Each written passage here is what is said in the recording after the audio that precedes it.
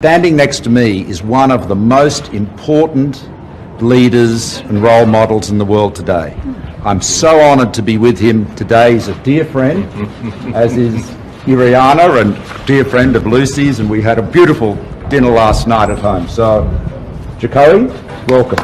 Good to be with you.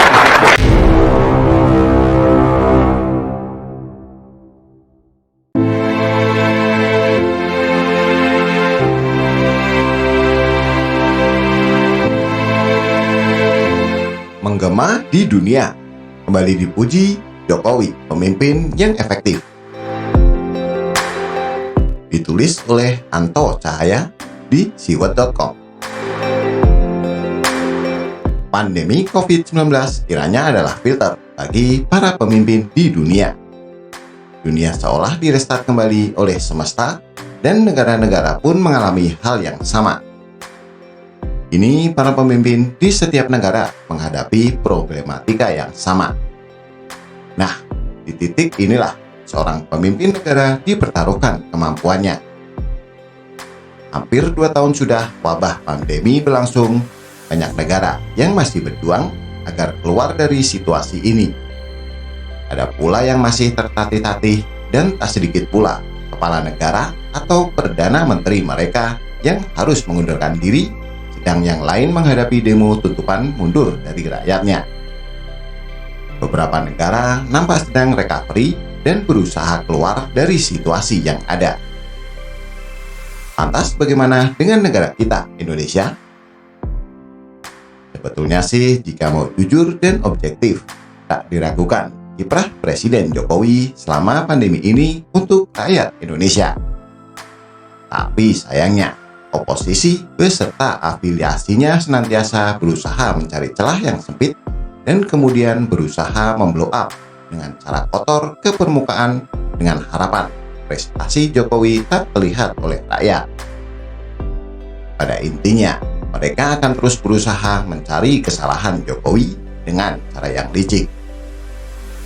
Menggunakan kekuatan kelompok atau mahasiswa yang sangat mudah dipengaruhi. Pasalnya kualitas mahasiswa sekarang dengan dulu memang beda kelas. Caranya membungkus dengan kasus-kasus lain di luar kebijakan Jokowi yang esensial, yang menyasar rakyat banyak. Tapi kasus yang diangkat banyak salah alamat. Sebab putusan atau kebijakan tersebut juga melibatkan DPR RI. Lalu, mengapa yang dituntut mundur Jokowi? Ini namanya keblinger. Memang ironis, saat negara lain atau masyarakat dunia, bahkan para pemimpin dunia mengakui kejeniusan Jokowi sepanjang kepemimpinannya untuk republik ini, justru tak diakui oleh sebagian kecil rakyatnya sendiri. Namanya jika sudah benci itu susah. Apapun yang dilakukan Presiden Jokowi salah. Dan itu yang sudah dikategorikan penyakit hati. Di samping itu, karena di dalamnya ada berbagai macam kepentingan. Bisa eksistensi, pengakuan, perhatian, bahkan mungkin saja uang. Demo kan butuh transportasi. Tapi beruntungnya masih banyak rakyat Indonesia, banyak yang lebih waras. Buktinya melalui lembaga survei tingkat kepuasan kinerja Jokowi masih cukup tinggi, yaitu 67,4% versi Poltreking. Sisanya manusia-manusia yang jauh dari kata syukur. Sementara negara lain megap-megap rakyatnya hadapi pandemi. Maka tak heran jika seorang profesor dari Singapura kembali memuji Jokowi. Profesor Kishore Mahbubani mulanya membicarakan mengenai tulisannya The Genius of Jokowi yang dimuat di Project Syndicate menjadi sorotan masyarakat. Tak hanya Indonesia, tapi juga dunia. Dia pun menyampaikan tidak ada orang yang menentang klaimnya mengenai Jokowi itu. Dan berikut pengakuan dan pujiannya tersebut. Tidak pernah terpikirkan itu akan menjadi trending topik selama berminggu-minggu di Project Syndicate. Itu dibaca oleh semua orang di dunia, tidak hanya Indonesia.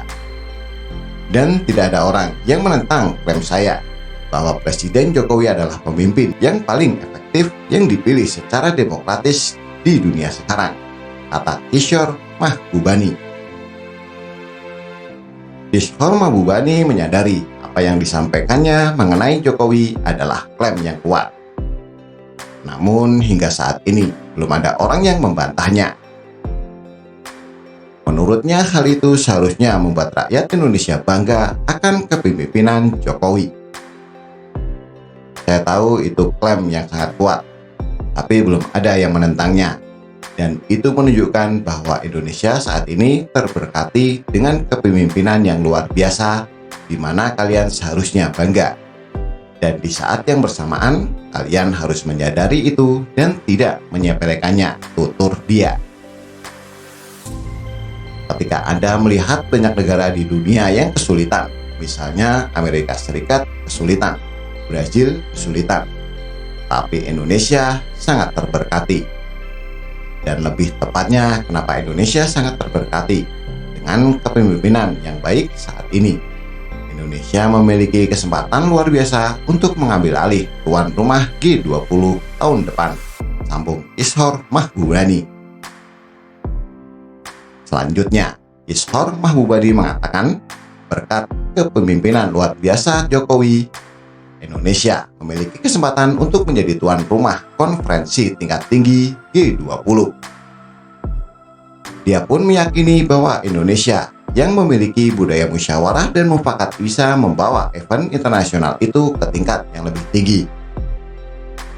Saya percaya, jika ada satu negara yang bisa membawa G20 ke tingkat yang lebih tinggi, Indonesia adalah salah satunya.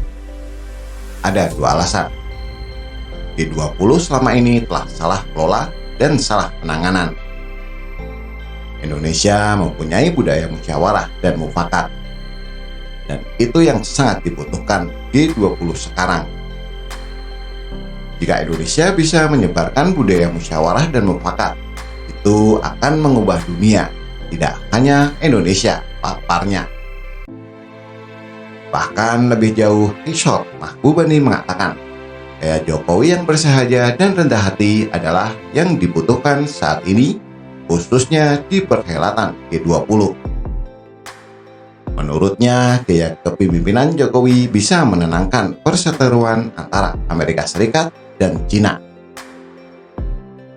Gaya Presiden Jokowi yang bersahaja, rendah hati adalah apa yang Anda butuhkan saat Anda menghadapi. Saya menyebutnya gajah, tapi kadang mereka keras seperti macan, Cina, Amerika Serikat.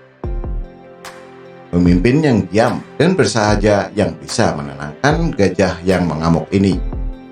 Hei, tenang, kita memiliki hal yang lebih penting untuk dilakukan, tutur dia.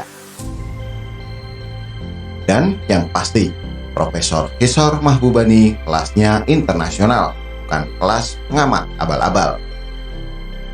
Di Indonesia konon juga ada profesor seperti Rocky Gerung dan juga Refli Harun yang kerap sampaikan komentar tapi tujuan memuaskan dahaga para pengikutnya di sosial medianya yang rata-rata pembenci Jokowi.